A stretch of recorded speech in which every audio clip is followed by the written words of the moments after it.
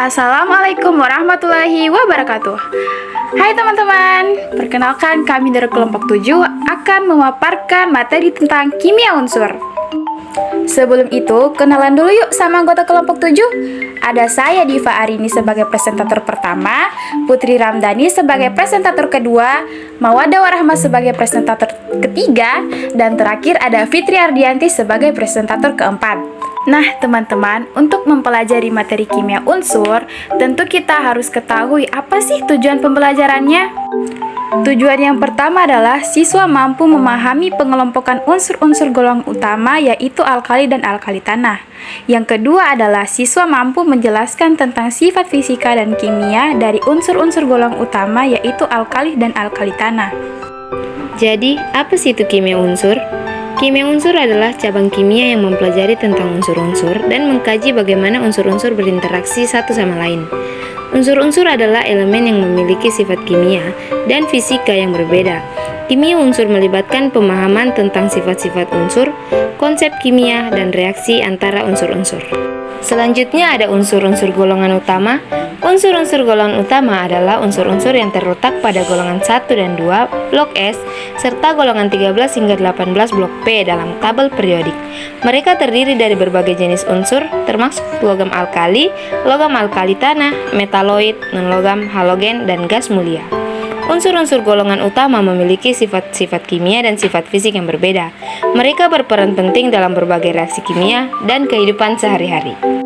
Namun yang menjadi fokus kita sekarang yaitu senyawa alkali dan alkali tanah. Nah, sekarang kita perlu mengetahui apa sih itu logam alkali. Nah, logam alkali adalah unsur logam yang terletak pada golongan 1A dalam tabel periodik. Logam alkali juga memiliki sifat fisika dan kimia yang hampir mirip, seperti warna putih keperakan, berkilau dan reaktif terhadap air dan oksigen. Mereka juga memiliki titik leleh dan titik didih yang rendah serta kepadatan yang rendah. Sekarang kita harus mengetahui apa itu sifat fisika dan kimia alkali. Nah, sifat fisika yaitu alkali memiliki wujud padat dalam bentuk logam. Kedua, warna golongan alkali ini putih keperakan. Yang ketiga, logam golongan alkali termasuk logam yang lunak. Keempat, seperti titik didih dan titik leleh pada logam alkali semakin berkurang dari Li sampai logam ke Cs.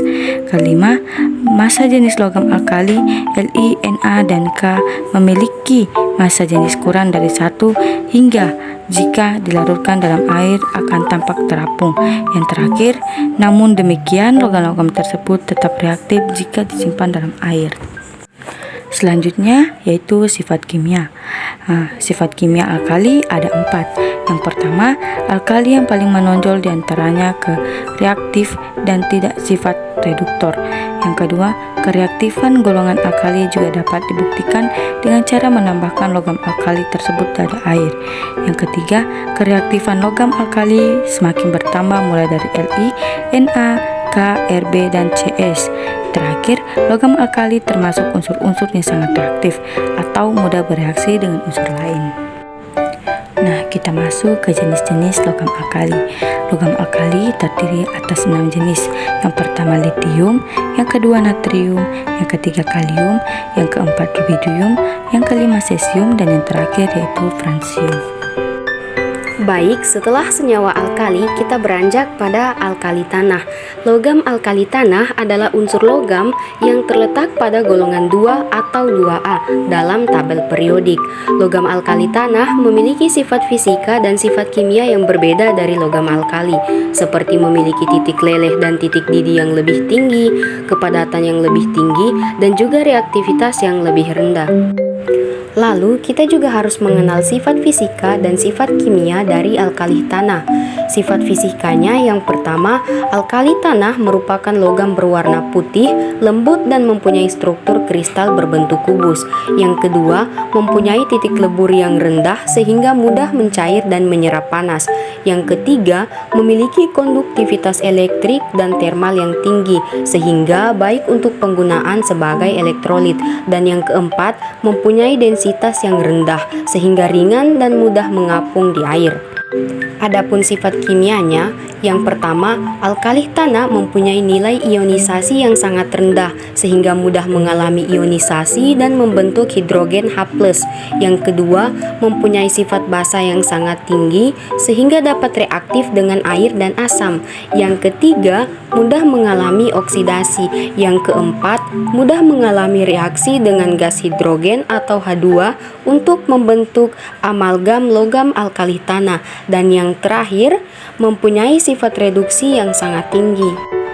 Selanjutnya masuk pada bagian yang terakhir, terdapat 6 unsur yang bergabung pada logam alkali tanah. Yang pertama ada berilium dengan lambang unsur Be, yang kedua ada magnesium dengan lambang unsur Mg, yang ketiga ada kalsium dengan lambang unsur Ca, yang keempat ada strontium dengan lambang unsur Sr, yang kelima ada barium dengan lambang unsur Ba, dan yang keenam ada radium dengan lambang unsur Ra.